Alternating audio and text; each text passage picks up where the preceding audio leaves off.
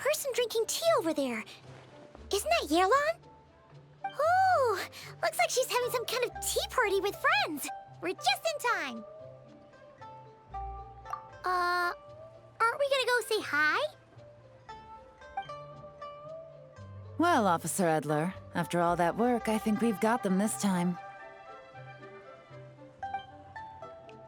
Might take a few days to wrap up things in the field. In the meantime, I think you've earned yourself a break. Much appreciated, Miss Yelan. This case really took it out of me.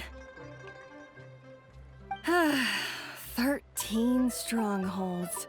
One thieving weasel after another.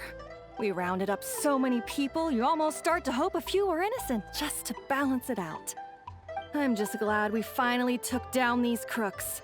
Anyway, I'm gonna drop in on that old classmate of mine in Chaoying Village and reminisce about old times. Don't forget to take some tea and dim sum back to your friends at the Maison Gardiennage.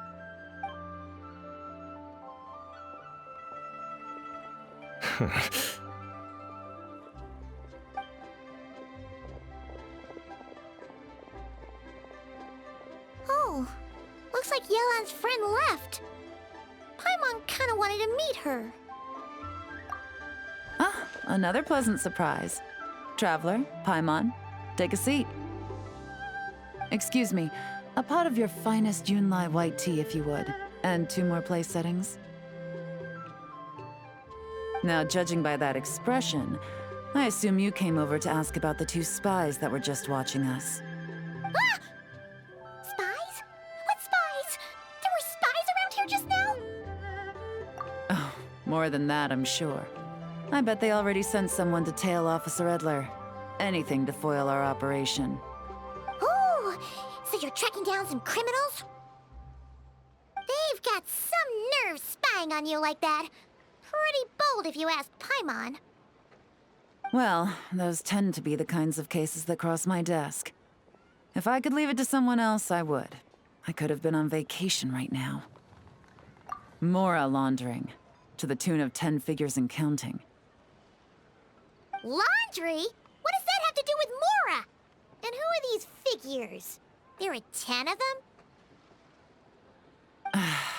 In layman's terms, a certain merchant in Fontaine possesses a large amount of Mora obtained through illicit means.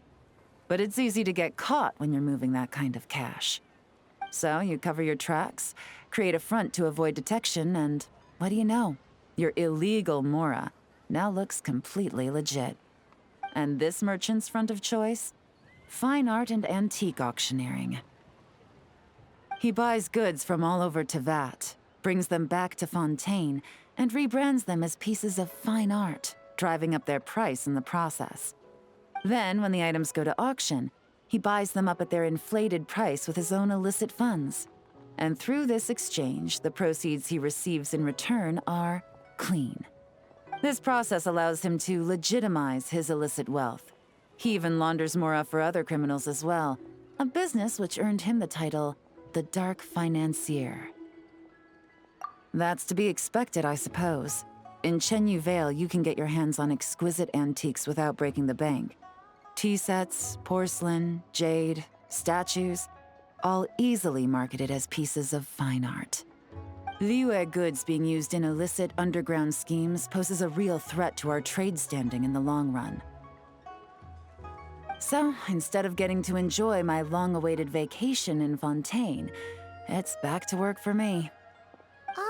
Okay, Paimon thinks she gets it now. It's like moving Mora from one hand to the other. In other words, just disguising where it originally came from. But if you know what this merchant is up to, shouldn't it be pretty easy to catch him? You go to the auction, wait for him to appear, then nab him right as he goes to purchase his expensive piece of Liyue art. Not a bad plan, Paimon. But there are too many loose ends. If you were the mastermind behind this whole scheme, would you really expose yourself as the face of the operation? Oh, yeah. You wouldn't want to be seen doing the dirty work. You'd send someone else instead. Like, if Paimon was the bad guy, she'd send the Traveler. No, wait! Even if Paimon turned bad, the Traveler would never... Paimon would need, like, a group of minions or something. Oh. Oh! Paimon gets it now. Even if you track down the goods, if this dark financier guy isn't the one doing the buying at the auction, you won't catch him. It's not just a matter of who's at the auction. You also have to source the goods, transport them back to Fontaine, get them to the auction house, none of which are tasks he performs himself. He has a whole crew to hide behind. Tracking down the goods is already complicated enough. They change hands so many times, the trail is almost impossible to follow. So the most logical course of action is to play the long game. You start small. You find someone you can follow behind all the smoke screens, who'll lead you straight back to the dark financier himself. Well, wait! So you were just pretending? And to think, Paimon thought all that stuff about wrapping up the case and taking a break was actually true! Right you are, Traveler. Working with the Millelith and Officer Edler, we managed to launch attacks on all of the Dark Financier's strongholds, which allowed us to nab most of his crew. Those spies just now were his most important agents, the two people he trusts to have direct contact with him. The first is Corday, a senior member of the Fontaine Antique Association, in charge of auctioning off the goods. And the other is Dodamani, a ship owner from Sumeru and longtime cargo transporter. They're under pressure to salvage the situation, so we let them slip through the cracks on purpose. The goal is to make them think that, by some stroke of luck, they're in the clear and have room to act. They think keeping tabs on Officer Edler will allow them to operate under her radar and get whatever remains of their goods out of Liyue. But little do they know, while their attention's fixed on her, I'll be secretly gathering the intel that's gonna bring them crashing down. So, interested in coming along for the ride? I'm curious how you take to this line of work. Could be some potential there. Yeah, we kinda stumbled into this whole thing, but now we're a part of it too. Let's do it! For Yelan, for the people of Chenyavale, and for, the Liyue business world! I admire your selflessness, Traveler and Paimon. Let me be the one to look out for your self-interests then. Namely, your payment. How about we do this the Fontainian way? You'll get exactly what a top agent receives for a dangerous field mission. Getting started is always the hardest part, but luckily, I have a lead. The Dark Financier's crew is even more on guard than usual, so our best bet is to do some counter-surveillance to get on the right track. And I think I know just the place to start. Let's head northeast and see if I'm right.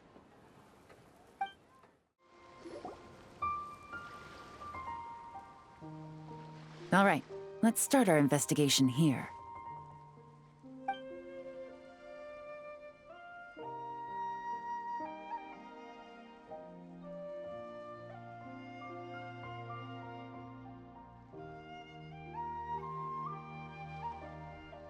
So, we can all agree this is just a normal stretch of wilderness, right? Paimon doesn't see any bad guys to nab around here. Well, it didn't take long for you to understand our role here, Traveler. Thinking like a top agent already. Impressive. Like I said, we need to start small. If we want to track down the man himself, our best bet is to start with his goods. So right now, finding his stock is our #1 priority. And to do that, locating his hidden stronghold is imperative. Which brings us to why we're here. Pretty good vantage point from up here, don't you think? Huh, guess so. Paimon can see the port of Yelan Wharf, the boats in the distance, and some kind of tower. What's that for? It's a lighthouse. The millelith use it to monitor the situation at sea. In addition, the flashing of the light can also serve as a means of communication. Oh, let's hear it.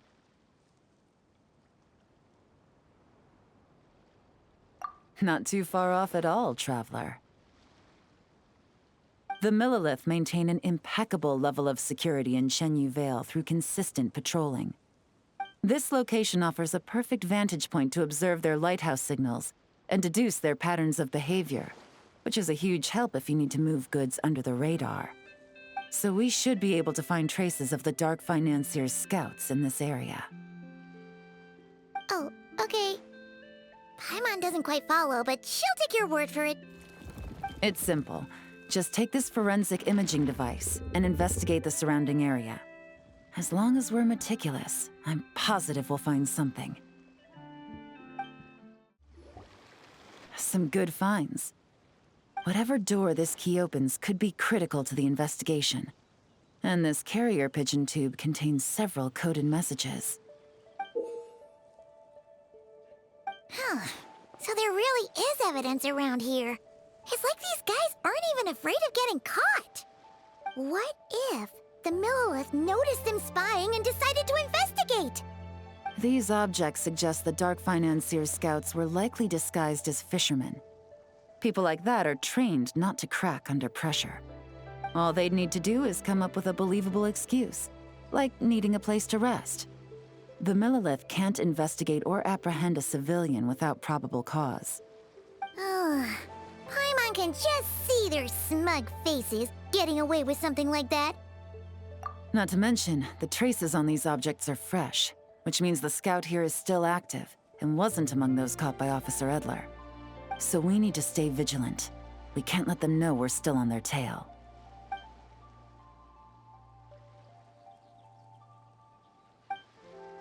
I had a hunch this area was being used as a lookout, and I was right. But that still leaves the question of where the goods are hidden. Any ideas?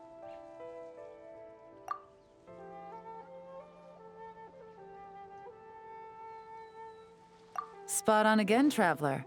Looks like you don't need anyone to hold your hand when it comes to deductive reasoning. Given a carrier pigeon's speed, the two locations should be close enough to deliver messages quickly. That means the base we're looking for should be within a certain radius. Ruling out areas within line of sight of the lighthouse, as well as places with a lot of foot traffic. That just leaves the shallows to the north of Mount Mingyuan? That certainly sounds plausible. You have the cover of the mountains, and the advantage of hiding right under the authorities' noses. Well, our next destination is decided then. Let's go. And nothing out of the ordinary here, either. That's right. No detail is too small to investigate. I believe in you.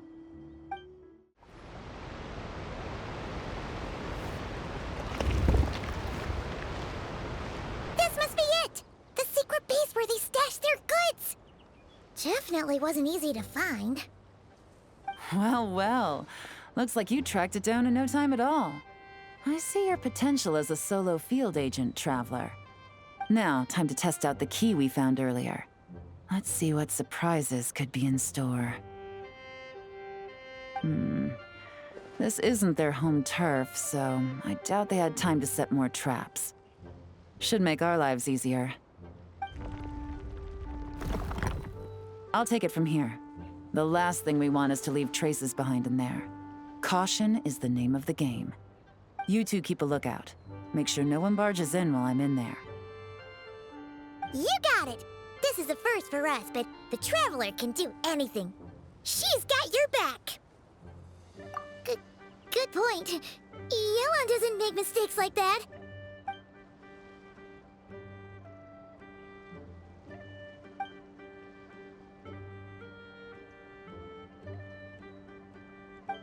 All right, that's done. I've noted the features of all the porcelain items, vases, and teas stored here. We need to keep a lookout for these features at the auction and pinpoint the person attempting to purchase the corresponding goods. Then, we can let them lead us to our main target. Wow, that was fast! You must do that all the time, huh? Now, we wait. There are countless auctions in Fontaine. We can't possibly monitor them all. Besides, that would be a waste of personnel. I'll continue to conduct surveillance in the area, keep tabs on the situation, and attempt to decipher their coded messages. Once his 2 lackeys move the goods, we can shift our focus to the upcoming auction. And then, we'll have somewhere to start. Got it! All we can do now is wait. Wait, and then follow them straight to the guy behind this whole thing so we can give him the old 1-2 punch! This whole time, Officer Edler has been leading her 2 stalkers on a wild goose chase around Chaoying village. Once they decide it was all a waste of time, it's her turn to tail them instead. Not to mention our operation has already put them under extreme pressure. We've forced their hand. I doubt they'll last more than 2 days before making a move. So let's meet back up at Yelan Wharf in 2 days. Find me near the harbor.